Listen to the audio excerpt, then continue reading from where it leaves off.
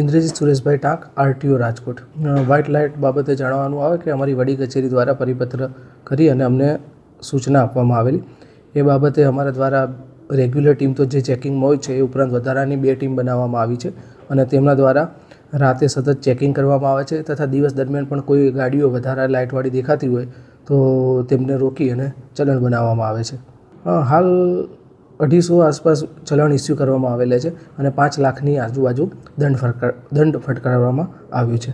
એટલે આ ઝુંબેશ એવું નથી, આ અવિરત ચાલતી પ્રક્રિયા છે અને આ ચેકિંગ સતત ચાલુ જ રહેશે અને લોકોમાં જાગૃતતા આવે તથા લોકો કંપનીવાળી જે લાઇટ છે એ લગાવે એ બાબત જ્યાં સુધી જાગૃતતા નહીં આવે ત્યાં સુધી સતત ચેકિંગ ચાલુ રહેશે.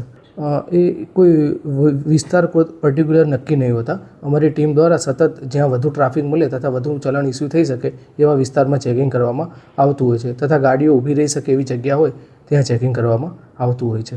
એ બાબતે જાણો કે એલઈડી અને એ લાઇટો હોય જેથી વધુ દૂર સુધી જતી હોય છે અને સામેથી જે વ્હીકલ આવતું હોય તેને આંખમાં અંજાઈ જાય 2-3 સેકન્ડ સુધી અરજદાર પોતાની રોશની ગુમાવી દેતા હોય છે. એટલી લાઇટ તીવ્ર હોય છે જેથી અકસ્માત થવાની શક્યતાઓ વધી જતી હોય છે.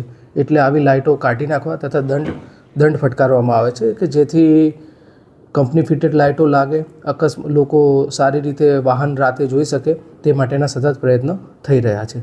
આ બાબતે રજિસ્ટ્રેશન વ્હીકલ ડિટેન તો નથી થયા પણ રજિસ્ટ્રેશન સસ્પેન્ડ થઈ શકે છે. પણ હાલ પ્રાથમિક તબક્કે લોકોને દંડ ફટકારવામાં આવ્યા છે. જો આ બાબતે કોઈ સુધારો નહીં આવે તો રજિસ્ટ્રેશન સસ્પેન્ડ કરવા સુધીની કાર્યવાહી કરવામાં આવશે. ના એવું કંઈ છે નહીં, પ્રથમવારમાં પણ થઈ શકે છે પણ હાલ દંડ ફટકારવાની કામગીરી ચાલુ છે.